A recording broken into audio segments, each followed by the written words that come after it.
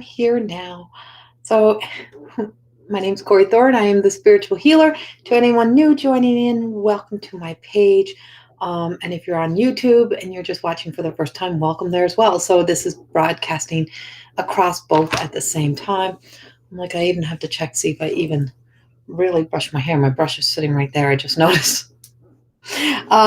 One of those days. Welcome. Sorry, I had meetings this morning, so I couldn't make it in. I had to, other work had to come first this morning before I could join this place. So if you're new to the mornings and wondering, or the early afternoons, why you're seeing me so early in the day, it's because I am sharing the journey of my new deck of Oracle cards in which we are still, still beta testing, and I want to share each and every card. So there's 45 cards. So for 45 days straight, I thought I could do, but it ended up being that I had to take a few days off. But you'll see 45 videos that are all numbered over time. Right now we're at day 16, card 15, and I'm just bringing up the card. Good afternoon, Tracy. I'm just letting people join in and be present with us as we start this. And this is not I don't individually pick cards. This is a general message for everyone that comes with these beautiful cards. And I love to share the message with everyone for the cards rather than just picking. So I started with just the one card, and now what we've been doing is I've been in here almost an hour every day sharing the first card of the day, and then I'll give a message that incorporates other cards. So you will see me back doing other live readings as well. Just not right yet. I'm trying to get my energy, get my light back up, feel really good again because I was not well. You're on your lunch, so you can listen to for a few minutes. Yay. Okay. So this is our card of the day. Good afternoon. I want to say good morning, so I'm so used to mornings. Good afternoon, Donna, Regina. Hi, Regina. Sorry. Raina, Tracy. Hello, hello, hello. To anyone else who's joining in, that is, I know there are a lot of people that watch. I can see a little eye. And those that watch and don't comment, welcome to all of you as well. I do know you're all there. I can feel the energy of people joining. So as the card comes in, and the reason why I wait is, so this beautiful card is the way home. And the way home card is Imi, Imi, Imi, Imi. So it's me spelt forwards and backwards, and Imi. And so her beautiful name and the way home, she's card 15, is truly about, and that's the book that I'm writing right now, which is the journal, is the way, resting in the way home. So you see her beautiful, colorful self. You see that. So our rainbow connection. Sorry, I got a runny nose. I'm lying. I got a runny nose. I'm sorry. And so this beautiful card, originally when I started to name her, I wanted to call her Bridget, was the name that I wanted. And bridge is what I was thinking, just crossing the bridge from our human existence into our higher self, into the spiritual connection. And she's such a beautiful card. And so she's also linked to, in a lot of tarot, I can't even get the words out. In tarot cards and in a lot of work, you often see the card called the death card, and they call it death, right? And so it's an ending. So this beautiful card does also represent an ending. But when we're in an ending, there's also a return home. So all endings still have something of a beautiful process that happens, and it may not be beautiful for the ones left behind, but it's the journey that we take, that the spirit takes, that journey to home, but also the journey of starting again. So when we start to pick this card up, we linked her to also releasing ego. And so the me is that when we let go of it being all about me, when we also let go of it being all about me, and we look at the whole story as a big spectrum of the journey, right? Somewhere over the rainbow. Yeah, exactly, Raina, right? It's like there's such beauty in that song when you listen even deeper. And so it is that whole part of me And so when you see her, I keep wanting to show the picture of her because this is where her picture started. This is so yesterday you see me share the cards. Up until yesterday, you see me share the cards look like this. And then today you see me sharing the cards look like this. Well, we have another new formula. We have another new card now. I just don't know if I have it downloaded yet. But tomorrow you'll see the cards with the maiden, the crone, the maiden, the mother, and the crone. You'll see the little moons on the cards. So now they've evolved again. So same thing with the way home. It is evolution. It's evolving. We have the beginning, we have the middle, we have the end. So we have the beginning of a journey, we have the middle, and we have the end. And so it's like we can be in such a rush to get to the end that we're not aware of even our existence. We don't enjoy life. We just get so worried about dying or about leaving that we are trying to achieve everything that we miss the moment. And when we look at so when we let go of all stories and we look at where we began, where we started, we look at the why. What was my original why in your stories? And what needs to be let go of, what needs to die so that I can live this colorful life, so I can create the next journey, the next middle, to be as colorful. It is about creating your heaven on earth. It's about being able to not wait for that happiness, to come back. It's like, or waiting for it to come in. It's about creating it and living in it while we are here, and to be present with it. And also that whole journey is when we look at when somebody is passing, say someone has, and I mean someone who's lived their whole life, they enjoyed their life, they lived it to the fullest, and now all spirit would be like this, but they lived it to the fullest, they embraced their life, and they're on that last breath, they're on that last day. Well, when they leave Earth, there's two different stories. So while they're there and you're holding their hands, you're all in one story. When they leave and they take the last breath in their human body, they're not, the death is the human existence. The spirit existence continues. And so there's two different stories. The story breaks apart, right? The story breaks apart. Now you have the people that are left hurting and sad, and you have the person gone on the journey. And we want to believe that the person gone on the journey is, in our misery story and in our hurt story with us. And the question I often get is, oh, I just want to know they're okay on the other side. And the truth of it is, I want to know they're still with me. I want to know they're still there, because it is us that is hurting. Spirit doesn't have the same human emotional connection as what humans have. And we want to relate it to be the same, but the relationship is not the same.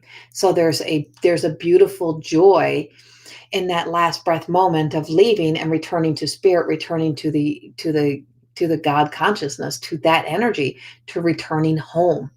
And so that experience, and from what I get told by a lot of spirit, is that how I could write The Way Home and to write the book The Way, or to understand that we have to create our heaven on earth, is they're always coming back to tell us, don't forget to live. Live for me. Live for what I didn't get to live. Live for what I forgot to live.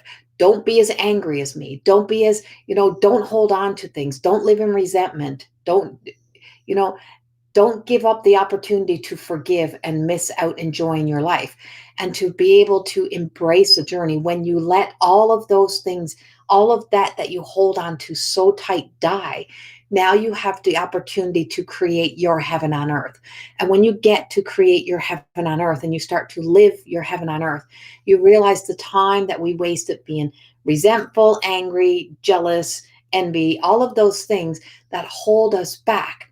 And so the beautiful name of me can be you matter, and it's very important to consider me. But when you turn it and you flip it, there's a mirror reflection, and you have two sides of you. We all have two stories, and then there's a middle. And it's the stories that create the identity. It's the stories that allow us to live the life that we live. It's the stories that we tell. Well, when spirit returns home, it takes all that information back, but all emotional connection to all of that. They don't have jealousy and hate and anger over there. They don't have that motives to manipulate. They're free, and there's a sense of freedom. And what we're being told is to finish. Okay, you get to watch later. Thanks for stopping in. And so when you set yourself free of the burdens, of the weight, of the, of everything that you hold captive. So you'll often hear me say in a lot of my training is that, you've got to learn to set spirit free. It's like when we hold spirit captive to earth, is that we hold them captive to our, we're holding down that energy.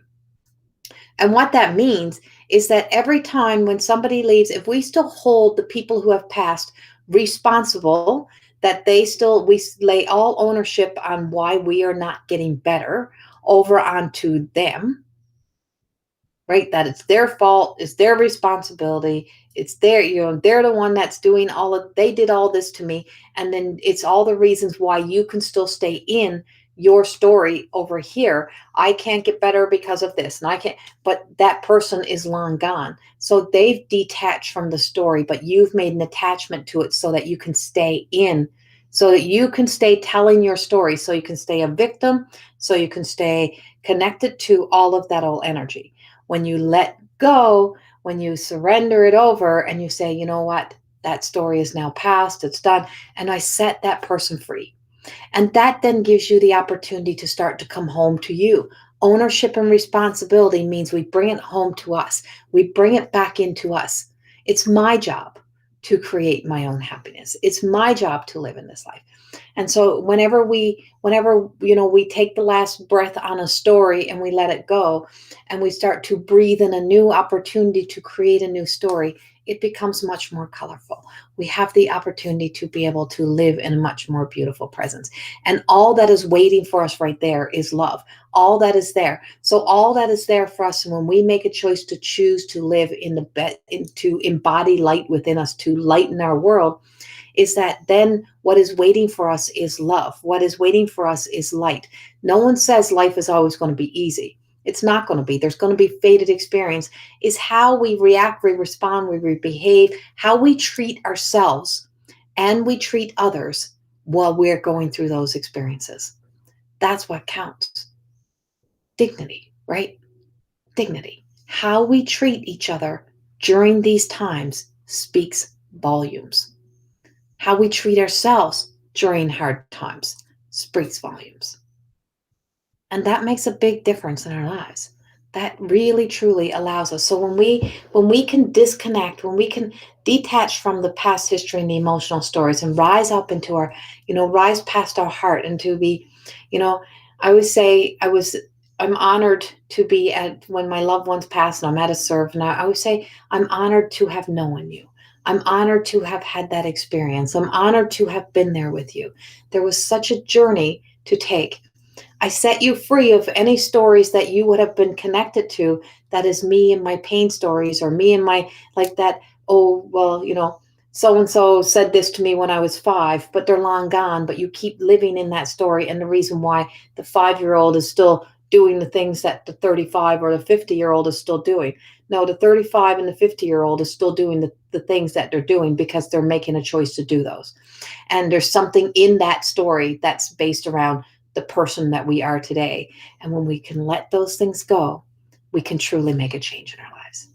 And that's when we make changes.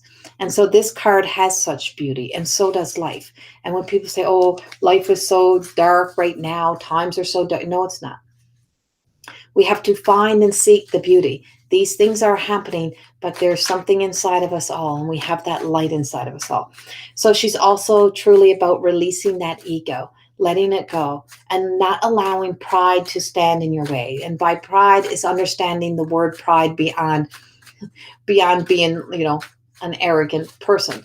Like not allowing pride of that I'm going to hold on to somebody and I'm going to hold on to somebody's story because it's what I need, it's what I need to do, or it's what I'm doing. And so pride has many different ways that we look at pride and being able to move beyond that. And so when the way home is about truly becoming you, being your own identity. And so the writing on the back of the card that I wrote originally when I started creating these cards, was between heaven and hell. Between heaven and hell, there is right here. And so hell is what we create when we continue to live in our misery. When the pain is real, but all of the other stuff that we snowball around us, the misery that we are so determined to stay into, is that version of that hell. We create that. We create that turmoil, that chaos, that constant suffering. We keep putting ourselves on our own crosses. We keep nailing ourselves to our problems. We don't seek solutions. We're always in the problem. We hang out with people in the problems. Someone has to be courageous enough to step up and over that, to get to the truth of the pain, and to know that, I can't change the pain story, but I can definitely change the misery story. Can't change the pain story, but I can change the misery story. And I can change it by embodying light, by embodying love. And that's the truth. And so between heaven and hell, there's right here. You may not see the beauty today if you are walking the wrong path. You may not see the beauty today if you are walking the wrong path. Turn around and look into the place where there is a bridge and a spark of light, maybe even a rainbow. And there, you know that it's time to start walking that path. And the moment you start walking towards this, you are walking towards kindness towards yourself. You are treating yourself kindly by making a choice to sometimes walk away. Walking towards kindness is walking into love. You will find compassion for where you have been. You'll find compassion for you. You'll find compassion for everything. This is the journey to home. Here is where I found me, and I know you can find you. Forgive or have compassion. Forgive and have compassion for another. This is the beginning of walking the way home to you. So once we're given the guidance, once we know, once we feel, there's only so many levels, so long that you can stay in that energy without feeling the effects that, this is destroying everything around me. I want people to be around me. I want friends. I want to have a relationship. I want to have those things. But my misery really, truly pushes everything away. So everything we want gets pushed away when we make a choice to make those changes, to move beyond the misery, right? And so when you believe, when you start to believe, you have to start believe, which is faith, which is the magic within. And so when you start to believe, that your personal journey on earth is truly about your human existence, not about your spiritual. It is about your human existence. You stop wasting precious moments that you have, because time does eventually run out. For the human, not for the spirit. The spirit will always joyfully go home. You have limited time. So why do we waste the time that we waste on things that don't matter? Why do we wait for happiness? Why do we wait for the material world to provide? Why do we choose that misery journey, right? To move beyond that. Live for the people who would love for us to live for them. And that really, truly makes a big difference. Ashley, I wish I had the words to tell all this to Corey without offending his grieving process. Yes, we'll get him to watch the videos. You don't have to tell him. That's the thing. And this is a big thing. Thank you for bringing that up, Ashley. So you only get to do your journey. You can give all the guidance. People are not going to hear what you have to say until they're ready to hear it. I spent many years being very frustrated that I had this, I have this book, I have these cards, I have this wisdom, I'm a channel, I get to channel this. And even my own family don't want to hear what I have to say, or they judge me, or they, whatever it may be. And you can get so frustrated. Only when people are ready. Only when people are ready to move beyond. And that's part of people's journeys. That's their path to walk. Some people will never get it. Some people will never understand it. And some people don't care to move beyond that. And some people can pretend they're out of their misery. So when we keep saying, oh, well, I'm out. I took this class, I did this training, and then you want to give all that advice to everyone else. But are you doing the work? Are you putting the work into you? And so other people learn from what you are doing, from the reflection of you. And that's when people start to be that change. So I'm going to validate this for you and give. And so for anyone new who's joining in, this is my new deck of oracle cards. I'm just going to take this card down for a second. And so on my wall, you can see the box cover is that beautiful little girl. It is the Everyday Goddess oracle cards. It is from the shadow. It's about shadow work and being able to see the beauty within. It is about the attitudes that we put out into the world. It's about how we are showing up ourselves, taking ownership and responsibility for our lives. It also goes with my More Than Existing book, my More Than Existing program, in Corey School of Magic. If you follow my business page, or even on the information that's about me on YouTube, you can get all the links. There's a lot of free stuff that I have. I am introducing the cards. They are not for sale yet. We're still beta testing. As you can see from the deck that's in my hand and what you're seeing on the screen, they even look differently because we're growing the cards. And so I'm hoping to be able to, I thought it would be the end of February, but it's never on my time. But I'm hoping by the end of March that we can start pre-selling the cards. So this card we had yesterday, and this is the validation card. And this card was the card of 2 days ago, but this is the card that we have today. And just got to wait for it to upload. And so the validation cards for this message is the unassuming. This is Amira. And you notice she's also walking into the light. So, we want to believe when our loved ones leave and stuff, they feel as sad as we feel. They're just as heartbroken. They come back. I always say they're like holographic to me. They show me the image of what they lived and who they were when they lived. And they tell me their story, and they tell me what they wish for us to live here. And that I wish I had told you, I wish I had seen.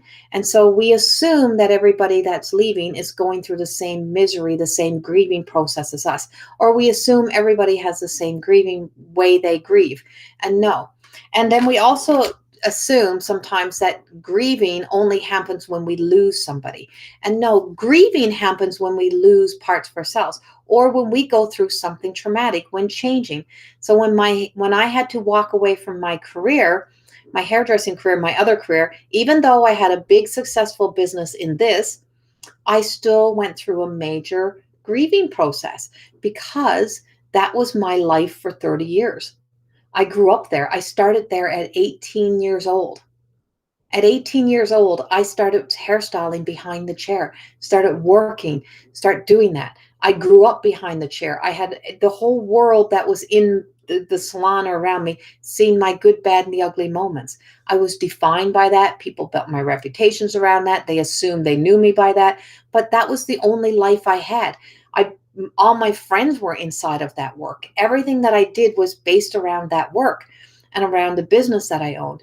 And so there was a whole part of my identity that no one even knew who I even was. And so I was connected and attached to that identity. And so you start to assume that you know people. And then when I started to do this work, and then even bigger judgment came from some people. And I knew her when she was this kind of person. No, I was this kind of person and that kind of person. And I had hurt and I had pain and I had grief and I was going through a lot. Things that no one ever asked me. People didn't want to know that stuff. And so when you'd have a fall apart or break it down, you were trying to keep your shit together. And we believe that to be strong. The strongest thing you can do yourself is for you to allow your weaknesses to honor that weakness and to let yourself fall, let yourself, be able to have that full breakaway moment from in your grief to say, I have to sit with this and I have to honor this. And so I'm only just now, and I've been away from my hairdressing for a couple years, I'm only just now kind of fully setting away. I still had hair color in my basement that is now going today. Like, we're now packing up that hair color and getting rid of it because I was holding on to, attached to that. And so I was also, but with that, I was also carrying, still trying to defend myself as who I am in this work, and still trying to defend myself, my character, and trying to explain myself. And I'm like, I don't have anyone I don't have to justify myself or explain myself to anybody. I know who I am. I know how good of a person I am. I know how kind of a person I am. And then funny, yesterday, one of a lady that I've known for many years of my life was on, and I haven't seen her in years. And she said, "You were the most beautiful, kind person that we could have ever known." And I'm like, I forgot that, because you hear these other things, and it was so good to hear somebody say that, who knew me as a child, who knew me growing up, who knew me through the years, that you were not identified by the little things, the one little mistakes, or the bad little moment, or the wrong word that came out of your mouth, or that you were going through your pain, that you were grieving, that you had PTSD, all the things that goes untreated. So the way home to you is about moving beyond kind of letting those stories end. Who cares what other people's stories are? Stop justifying, stop explaining, and also understanding what grief is. And nobody is walking your path and your journey. You're walking that journey. You're walking that journey. Nobody else can walk in your shoes. 1,000 other will have walked it. That bridge, everybody walks that bridge. Everybody goes over that bridge. Everyone does. But no one's walking in your shoes. You don't see her face because she's everybody. You don't see her face because she doesn't have a face for you to see. She's everyone who has to make a choice to walk away in order to walk towards. When you walk away, you are walking towards the light. You're walking towards embodying light. Whether we're leaving this earth and we're done and we're walking towards the light, or we're walking away from the unhealthy, we're walking away from our misery, we're walking away from those places, and we are now walking towards light. Either which way, it is embodying light. It's embodying something that's going to be of the next stage of your life, the highest. And so every time that we sit into explaining, that trying to justify to people, anytime that we go to those places, stop and think, do I just need to turn and walk away and walk towards my light? Do I need to justify and explain that? No, you don't. No, you don't. And that's how we start to be able to move out of misery. That's how we start to be able to make a shift. If you guys lose me, it's know that it's my Wi-Fi. The internet keeps going down. We're complaining and nothing's getting done. So now we're going to give, thank you, thank you, thank you.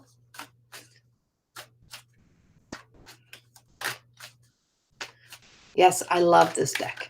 So my artist who helps to create the artwork of this, her name is Amelia Richard, and she's new to Tarot. She's new to Oracle. She's never built anything like this. And so these cards don't look like anything else out there because she didn't ever even see a deck of cards until we had to show her, the shape and stuff. And she had never worked with Oracle. She's not someone who works in this industry at all. She's an artist who's creative, who's always forward thinking. And so that's what makes these cards so relatable, is they're based on, everyday emotions, everyday things that we go through. We all experience this, and that doesn't make us bad people. Just because you might have a day when you're not so pretty, in your words or your thoughts, don't mean you're a bad person. But it's amazing how people build your reputation around what an awful human being you are because you probably didn't make them feel the fuzziest that day, or you had to say no to something.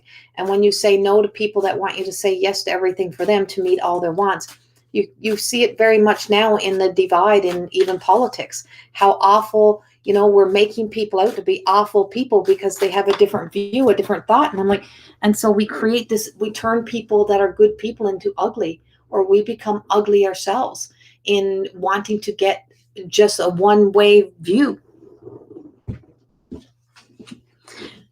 Sorry, I dropped my cards. And so when we want that, it's like, and so there's still beauty in there, and you got to return to the beauty. You got to return to your original why. And the whole world is not responsible for our childhood hurt and pain. The whole world don't have to pay for one person or one thing of the past that's affected us.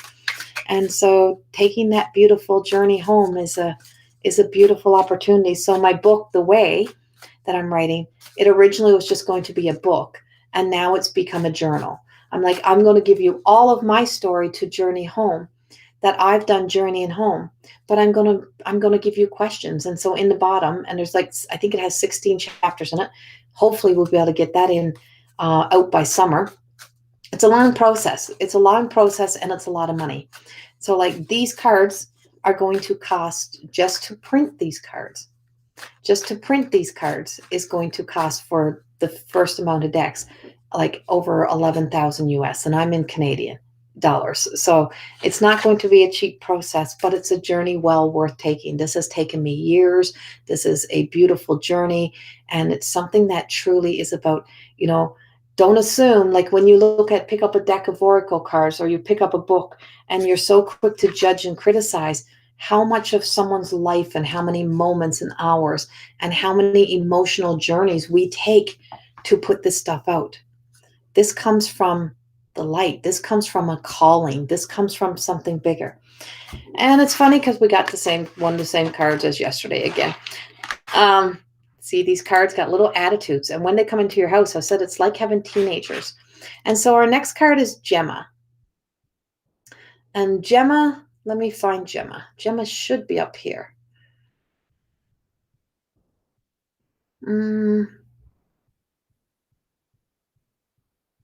Sorry, I'm just trying to find the card Gemma. See, she's got attitude. She's hiding. So this is, let's see. Oh, here we go. So this is Gemma. This is the beautiful, this is imperfectly perfect.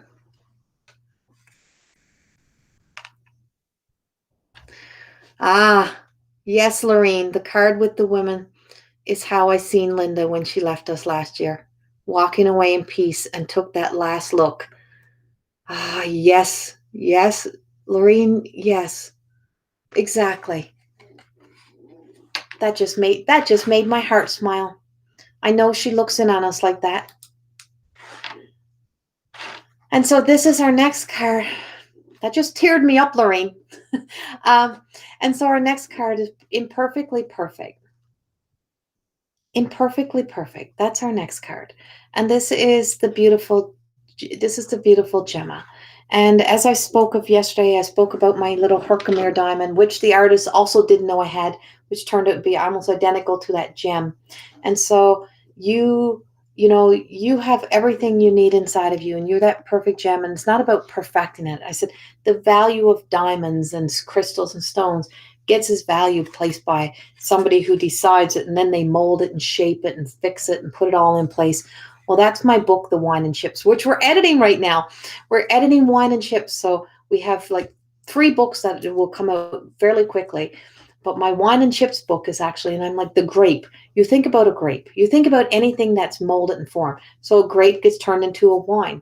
Why wasn't it good enough as the grape, right? And you take it, you peel it, you smush it, you add additives to it, you switch it, you change it to make it into something that then it's like pleasurable to some and not some to others, depending on the taste. Somebody will say, oh, that's not worth shit. I wouldn't pay $1 for that. That's no good. But others will say, oh, I love that, and I would pay a fortune for it, and da da da. Well, it's the same thing with us. Some people are going to like you. Some people are not going to like you. And that's just, you got to stop wanting to be liked or loved. And you have to accept that not everybody's going to like you. You're not going to be to everyone's taste. And not everybody's going to be supportive of you. And not everybody's going to be by your own side. And that includes your own family. And trust me, I know this firsthand, is that sometimes, it's like people will not like you because of fear. People will judge you because of other things in your life, and people don't, sometimes we don't see this as enough. So so we do that to ourselves as much as we don't want other people to do it to us, as much as we don't want other people to judge us, we do that to ourselves. So everything we don't want, we do it and we draw it into ourselves. So we criticize ourselves, we judge ourselves, we filter ourselves, we try to perfect ourselves. We keep, trying to find the perfect body, going on every diet, finding all the right form, like trying to find a perfect partner, someone who's going to accept me as I am. But when you get them, you don't accept them how they are, because then you try to change them into what you want them to be.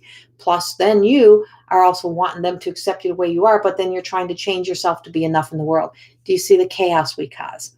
Do you see the trouble of trying to perfect something? And that's a big part of our problem, is that whole sense of what we are trying to perfect, what we're trying to do. When we're trying to be that perfect and we're trying to create the ideal time, we're waiting for the ideal moment, the ideal job, the perfect time. It's like, if I had to wait for these to be perfect, or to wait for this to be perfect, then it wouldn't have come out. I had to start doing something to take action steps. I can always go back and revise this. There's this thing called revise. You can edit it, you can adjust it. I can revise these anytime I like, in the next order, the next shipment. But these have gone through 3 or 4 different changes already since they started. You're not stuck. And the moment you wait for everything to be perfect is the moment you're not taking any actions towards love. Is that you actually, the more that you look at yourself and say, I need to perfect this, you keep saying to yourself, I'm not enough. I'm not good enough. And so there's more behind the story of the perfection that you need to look at and explore. When you look into the beautiful eyes of love and you look into, I want to just be like this person, I want to be like that person. Well, what's wrong with you? What's wrong with who you are? You just kept saying you wanted everyone to accept you how you are, but you're not accepting yourself as how you are. What does that say about us, right? Do you see the madness here? Do you see what we do? And so there's this constant hamster wheel story that keeps going around and around until we stop. And when you stop and you bring it all home to you and you pause, you're like, oh, what have I been doing? Why have I been expecting all of this? Hi, Giselle. Why do I place that much pressure upon myself? What am I trying to perfect? What am I waiting for? What am I hoping that's actually going to show up in my life? The ideal life? Or that I'm never going to have to experience pain, or that I'm never going to have to experience loss, or that I'm never going to have to experience being not liked? Well, that's always going to be here. So you can't avoid the inevitable. And if you don't move because you're afraid there's going to be a bump in the road. So if you say, oh, I want to go that way, but there's going to be a hole and I'm going to have to get wet, or I'm going to fall in the hole, or I'm going to get a bruise. So I'm better off staying right here. Well, that's staying right here, in that comfort and staying in that misery story, that energy, and constantly complaining or constantly trying to fix everybody else around you, or trying to make sure no one breaks the glass out of your perfect little image that you've created, or your perfect little house, or your perfect little world. That is the most stressful thing ever, because someone's going to throw a stone. Someone's going to throw a wrench into that perfect little moment. Something is going to come towards you. So instead of waiting for it all to come towards you, you start walking towards it. And as you do, you start to build strength. It doesn't have to be perfect. It doesn't have to be exactly as you want it to be. If you don't start moving towards that, then and staying in the present moment, nothing ever comes. We always have the same story. We always have the same story.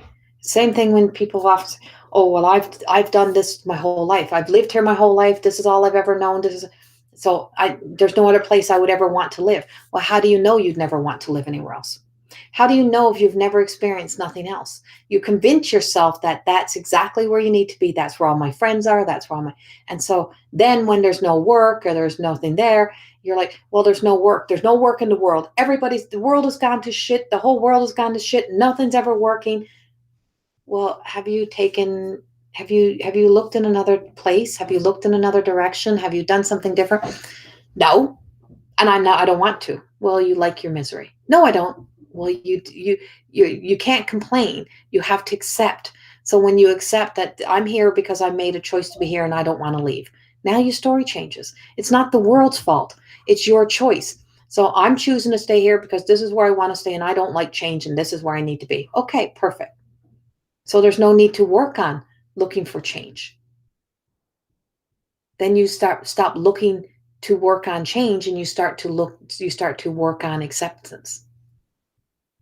Right? Because you keep working on what you don't want. So you find solutions around acceptance. You find accepting where you are and accepting what can I do from where I am? What can I do from this moment? Who can I be but still be able to stay here? And you accept that. You accept that to be the life that you're choosing to live. But you don't judge other people when other people make a choice to move forward, and you don't be jealous and you don't be envious that somebody else made a choice and they may be achieving different things than you. You have to look at the things that you're achieving from the place that you're in, and the story changes. Then you have no story. Now you've collapsed your own bullshit in on you, and you got to deal with the real issue. You got to deal with you. So the biggest problem in our lives is our own self. And we create our biggest problems and we become our biggest problem. And so we also become our own enemy because of all of that. So when you stop being your own enemy, when you stop running from that enemy. So it's like you keep running from your true self, but you keep taking your enemy with you, right? You keep running from everything of who you truly are, and you keep running from the things that you don't want, but you keep drawing more of what you don't want because your whole energy field, your whole energy is absorbing and is radiating everything that you don't want. And when we start to be able to see that shift, to see that change, it's all about looking beyond. Look beyond your own words. Look beyond your own behavior. Look beyond and don't blame it on somebody else. Don't lay it out there. Lay it in here. Lay it into your heart. Start to question yourself. And that's what I do. I help people be able to question themselves. I give you questions to make you stop. And I say, I don't want to hear about the problem. I'm here for solutions. You don't have to convince me to like you. You don't have to convince me of anything. You just need to tell me what you need. What is it you need? What are you seeking? And then once we start to get very clear, then we start to see all the other stuff that we pile up and gook on top of it. And you discover you're so far away from ever achieving what you want because you're working so far away from there that you even forgot what your why was. You forgot what you were seeking. So that imperfectly perfect and the beautiful Gemma acceptance. That acceptance. And when we can accept that, nope, this is not working for me, then it's my journey, then it's my opportunity to make a change. Then you're going to make a change. You're going to do something different. And that's the truth. And that's where it all starts. That's where it all begins. And that's our cards of today. And I'll just validate it with a love message for you for the end of this.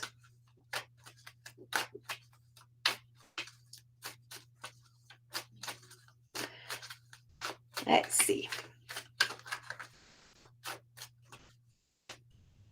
What can we give to help inspire? We need something of inspiration to, you just can't make this up. So this card is going to be called Feed the Light, and her name is Rose. And let me bring her up. So Rose is the name of the grape in my book, Wine and Chips. And I write about her because it's about it's about association and disassociation. So when we can't deal with our own shit, we put focus into everyone else. When we can't deal with our own, we put focus into wanting to fix everyone else. I just got to take down, because I can only fit so many up here. So this isn't this like the most beautiful card? They look so much more like in a card, it's hard to see all the little things so much until you get them really, really close. So the big wow of her is that in the print, you can barely see her face. You have to look really hard to see her. And it's in the printing. When it goes to proper printing, you'll see the print bigger. But that beautiful Feed the Light. So Feed the Light, that's our higher self, Rose. So when I wrote Wine and Chips, there's a whole lot of the story that the parts of me that I wasn't ready to face or deal with, the parts of my truth that I just wasn't there. I just didn't have the strength, the energy, the light. I wasn't strong enough to deal with, and I could tell the story through grape. I could tell great story through a grape. I could disassociate from me and associate to, and I could associate to the grape. I could associate to the potato chips. I could associate, and that's what I was doing. So that's what we do with our addiction. So we disassociate from life. We disconnect from life when we don't want to have to, when we're avoiding things. So our phones, food. So I was telling the girls in the Goddess Within course, I'm like, I literally, how I broke my addiction to the potato chips, because that's where I would disconnect from me. And when I was having a bad day, I would avoid everything. I would go to the potato chips, and the potato chips would be, or the wine, that would be the place where I would associate. Like I would bury myself in that, and I would suppress everything by going to that place. So when I was ready and I had to feed the light was I had to look at the potato chips that are stored in a dark place that came from a beautiful, healthy potato. And I'm like, oh, I don't eat potatoes. Ew. No, I don't eat those, but I sneak in the cupboard and I eat potato chips, but I wouldn't, it's like I had that freaking dirty little secret, right? It's like, I know I don't eat potatoes. It's like when you say, "Oh, I don't eat that kind of food. I don't eat chocolate. I don't do this." And this is all us, right? This is how we all act. We all do this. And it's like, "No, no, no. I only eat salads. I only drink this." But I will not dare tell anybody I drink 2 bottles of wine at night. I wouldn't dare tell that. I hide that secret. So I shame myself every day, avoiding life that I don't want to have to deal with. Right? Well, mine was potato chips, right? It's like I can secretly sneak in that cupboard, take a handful, take a handful, and keep going back and not deal with what needed to be dealt. Until the day that I picked up potato chips and I start talking to the potato chips. And I'm like, listen, Corey, listen, Corey. Now today, are you really going to be this person today? Like, if you are you going to eat another chip, another bag of chips, and beat yourself up? Or are you going to speak your truth? Are you going to get angry where you need to get angry? Are you going to say what you need to say instead of suppressing it down? So, what I would do, and I kept buying the chips, but I would eat 3 or 4 chips, and then I'd beat the shit out of the bag of chips with something, and I'd throw them in the garbage. I was so until finally, I just one day I just said, I need help. Like, God, you got to help me out here. Like, why am I constantly doing this? It's because I was avoiding life. And that's how we disassociate from life. We disconnect from the things, we avoid the things because we go to things that don't give us light. We fuel up on things like all of our isms. So when we're very quick to judge somebody who got caught in their drug addictions, they're on the street, and I don't know how they ever ended up that way. I don't know how they made there, but you're obsessed with what somebody thinks of you, or you're obsessed with fixing people, or you're obsessed with where we get so focused that we get so far away from ourselves. That's the isms. And when we get caught in that energy and we avoid us, we're avoiding and we're disconnecting, disassociating, and we associate into a story. All of reality is like our mind don't know the difference between a lie and a truth. It's like we create the illusions and we create the realities, and then we convince ourselves we're right.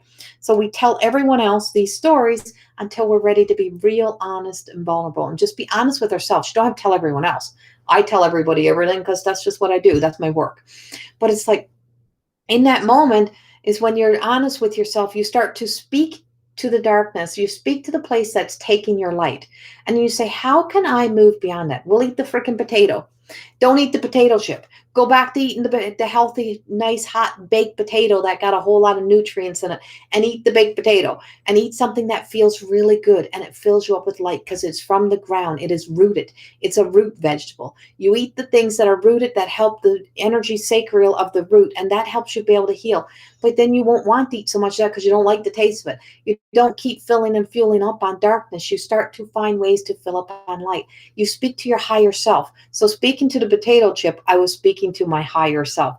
I was connecting into the parts of me that know the truth, that will speak honestly to me. Corey, you're only eating this because you don't want to have to deal with today.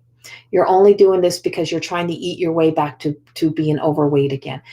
Being to have the surgery I had and not be able to have the food addictions to eating, eating comfort food to comfort and soothe myself on foods that I loved, truly meant that I had to deal with things. But then I discovered that potato chips can mash down really small and I could get them in, and I start creeping in. I start creeping this stuff in because there was things that I wasn't dealing with in my own personal life, and I wasn't speaking up for me. So I was accepting, I was always justifying the why to somebody else's bad behavior, and I was covering up. I was covering up the actions of other people. I was saying, no, no, no, it really wasn't like that. But in truth, it destroyed a whole lot of me. But I was saying, no, it really wasn't that bad. It really was. Yes, it was that freaking bad. But why was it so bad? Because I allowed it to happen for that long. And that was the truth. So when you stop avoiding and you start to connect back to you and you start to get to here, you start to look at those places and all those characters and those stories you told, and you start to tell yourself the truth. You don't have to tell the whole world the truth in a moment, but you start to be honest with yourself. Honesty, integrity, dignity, compassion, all the things that you would show somebody else that you start to show to you. That's what changes your life. And that's feeding yourself light. And when you start to feed yourself that light, your life really, truly starts to become crystal clear. And when your life becomes crystal clear, you're ready to have a much more open mind. You're not blaming the world. You're not fighting the world. You're not out canceling everybody in the world out. You're not out deleting the world. It's not the world's fault. You take that personal journey. And when you're ready to take that personal journey, that's what we call more than existing. And so when you start to do that, you start to find light. You start to remember the happy memories. You start to remember you. You start to see the beauty in you. You start to accept the things of you. You even accept your flaws. I didn't say I perfected life. I said I accepted the human journey. And I also accepted that I don't have to keep dulling my light. And I accepted that my gifts are here. And I don't have to keep apologizing or trying to pull people up to be like me. People have to come. I get to rise here and stay in this light. People get the opportunity to rise as well. It's people's choice not to rise. It's people's choice not to choose to leave misery. And it's like we choose, and it's not people's choice to choose pain. Don't get me wrong. There's a big difference. I still have the pain, but the pain don't own me. The past don't own me. When you stop letting those things own you, somebody else's thought version of me, what somebody else thinks of me, don't own me. And that's where the change starts to happen. You're here to live for you, and you get to live it to the fullest. So this is the everyday goddess oracle. This is moving beyond your shadow, allowing yourself to see that even in your undefining moments, those moments that other people defined you, but you're no longer allowing it to define you, the ugly moments, the not so pretty moments of life, there was still beauty. The true you was still in there. You were so hurt, you were so sad, you were so grief-stricken, you were whatever you were that took you away from your light, that you couldn't see your light. You couldn't see that light. But now that you can see that spark of light, now that you feel it, now that you sense it, we stop being numb, we stop avoiding, and we start accepting. All just a part of the journey. But I get to create, I can uncondition from the conditioning. And I get the opportunity to create who I now want to be. And that's the difference. Now you're creating who I want to be. And that's the way home. And it's not near as much work as what we make it out to be. So I hope in some way this resonates with you guys today. I think I should be back, I think I'm back earlier tomorrow. But thank you. Thank you all for being here every day. Thank you for watching with me. And thank you for staying until the end. I always say, always wait till the end, because of the conclusion, you got to bring the story together. And when you bring everything together, it's amazing. When you see yourself standing at the end, you see yourself having the courage, the strength to know the things that you already had in you, because it's taken a lot you must have had a lot of greatness in you to still be able to be right here today, to be where you are. So, many blessings and much love. And thank you so much. And I'll see you all tomorrow. Bye-bye.